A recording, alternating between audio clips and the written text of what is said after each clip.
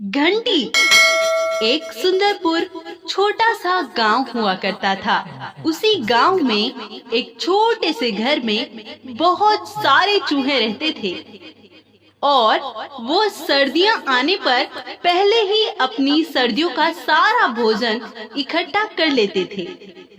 वो सारे चूहे उसी घर में भोजन करते और रहते और मजे करते।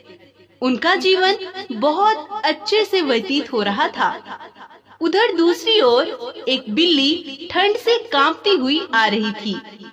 उसे उन चूहों का घर दिखाई दिया और उसी के अंदर वो चली गई। अंदर जाते ही उसे बहुत सारे चूहे दिखाई दिए।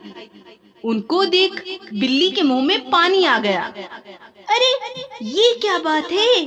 आज तो इस घर के साथ साथ मुझे भोजन भी मिल गया। अब मैं इनको खाकर अपनी भूख मिटा सकती हूँ। फिर बिल्ली चुपके से जाकर एक चूहे को मारकर खा जाती है और फिर कुछ दिनों तक ऐसा ही चलता रहा। वो बिल्ली बहुत से चूहों को मारकर खा गई। अब इस बिल्ली से सारे चूहे दुखी आ गए थे। तब वो उससे छुटकारा पाने के बारे में सोचने लगे। तब एक चूहा, हम सभी अच्छे से रहते थे, इस बिल्ली ने आकर हमारा जीना हराम कर दिया है। हमें इसे कुछ भी करके यहाँ से भगाना होगा। तभी दूसरा चूहा बोलता है, सुनो, मेरे पास एक आइडिया है।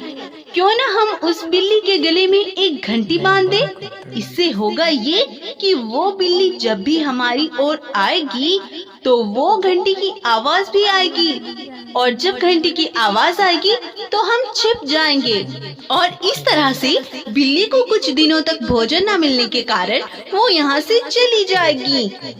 वाह भाई वाह, ये तो सच में बहुत अच्छा आइडिया दिया तुमने। फिर उन्होंने ऐसा ही किया कि जब बिल्ली सो रही थी तो उन्होंने आराम से जाकर उस बिल्ली के गले में घंटी बांध दी और वहाँ से भाग गए। कुछ देर बाद बिल्ली उठती है तो देखती है कि उसके गले में एक घंटी बंधी है। अरे ये घंटी कहाँ से आई है? चलो कोई नहीं, मुझे बहुत भूख लगी है। चलो चलकर किसी चूहे को पकड़ती हूँ। फिर जैसे ही बिल्ली चूहों की ओर आ रही थी तो उन चूहों को घंटी बजने की आवाज सुनाई दी। तब वो सभी जाकर अपने बिल में छिप गए और बिल्ली सारे कहीं चूहों को देखती है, लेकिन उसे चूहे कहीं नहीं मिलते। ऐसे ही कई दिन बीत गए। बिल्ली अब भोजन न मिलने के कारण बहुत कमजोर हो चुकी थी, इसीलिए वो वहाँ से भाग गई और फिर चूहे अपने घर में फिर से खुशी खुशी रहने लगे। इस तरह से चूहों ने अपनी होशियारी से अपनी जान बचा ली।